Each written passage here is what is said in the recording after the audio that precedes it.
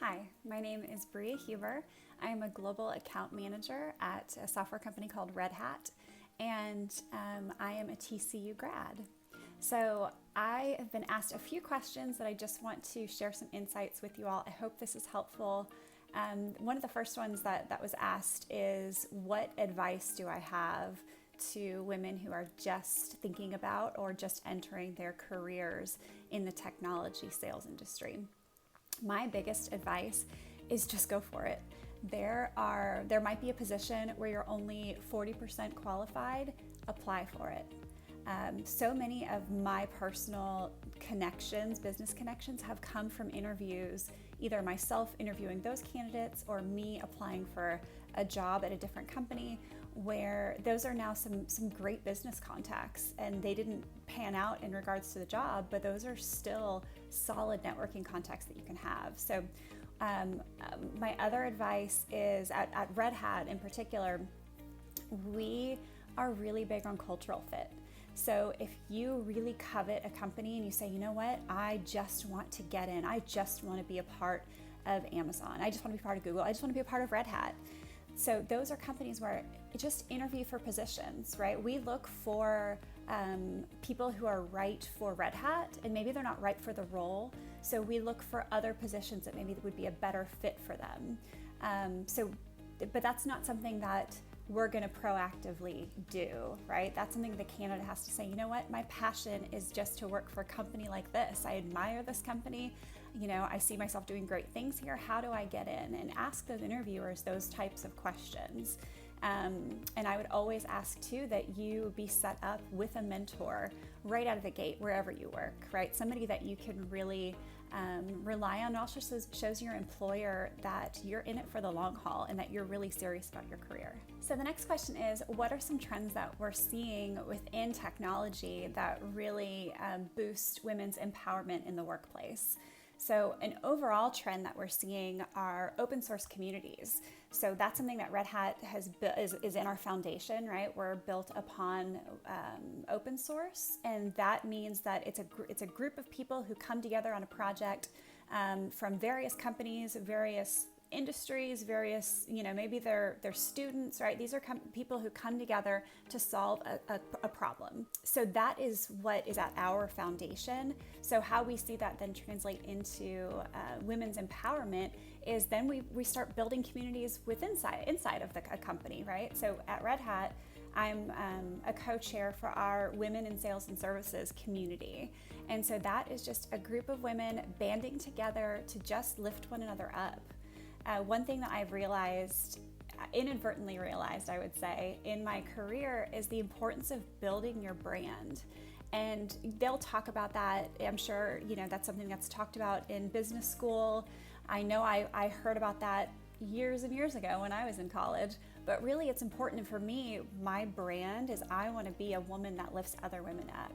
I want to be someone who encourages other people and is successful in addition to being somebody who champions other women. So it's really important to get into those communities and band together. You meet women from all different walks of life, all different areas within your company that you may or may not be aware of. And it's just a great way to really just lift each other up and provide kind of this sisterhood. If you were in a sorority, you know the importance of a sisterhood.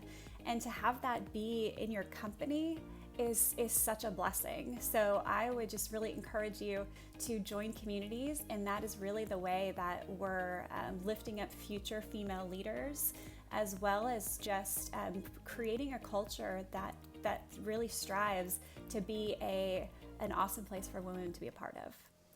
The next one is, what career advice or insights have helped me get to the position that I'm in today? So I've got a couple of pieces of advice that have proven tried and true throughout my career. The first will sound conceited, but be awesome. Be awesome at your job, right? Be a top producer. Be somebody who is always successful, because no matter your gender or background or anything, that's what speaks the loudest volumes, right? So be somebody who excels in their job. The next one is I thought about who I wanted to be. A couple of things about me is I like nice things. I tend to be the most overdressed person in any meeting. I drive a nice car. I like shoes. And I have a very severe case of RBF. I'll say that, RBF. So for me, I wanted my warmth and who I am in my personal life to shine through in my career. So what that means for me is I want to be authentic. When when we just won a big deal, I want to make sure that I'm celebrating those around me that were integral in us securing that business. When I'm upset, I'll let my boss see me cry, and it makes him visibly uncomfortable, but he knows that it's coming from a place of me caring and having a lot of passion. And same thing when I'm angry, right? It's something that shows that I truly care about my customers, I truly care about my company and those that work around me. And so that shines through. And I think in sales, it's easy for you to find quite a few people who are just inauthentic or out for a paycheck or short-sighted or just do things that maybe aren't as ethical as they should be, right? And so keeping true to who you are and being authentic and making sure that you never do things that would make it so that you can't sleep at night, right? Those are things that never go out of style, and those are things that are just always going to leave a lasting impression with your customers and your coworkers. So our final question is, what are some strategies that can help women achieve a more prominent role in their company? You have to bear with me on this one, right? I'll get around to it, but imagine, actually I'm gonna tell you a story, right? So yesterday, we're in the middle of quarantine, and I blow dried my hair and put on makeup for the first time together in quite a few weeks. And so I went outside, and my husband's doing yard work, and of course I'm still wearing sweats because it is quarantine. And I just knew he was going to tell me just how fabulous I looked and how much more of a human being I look like now that I was all done up. And he said nothing. He just asked me to get him a bottle of water. So now we've been married for 13 years, so now we're past, getting mad at each other. But I went inside just sulking. I'm like, how dare he not notice how fabulous I looked, So really, I didn't ask him, hey, honey, how do I look? I just wanted him to know that I was fishing for a compliment in that moment.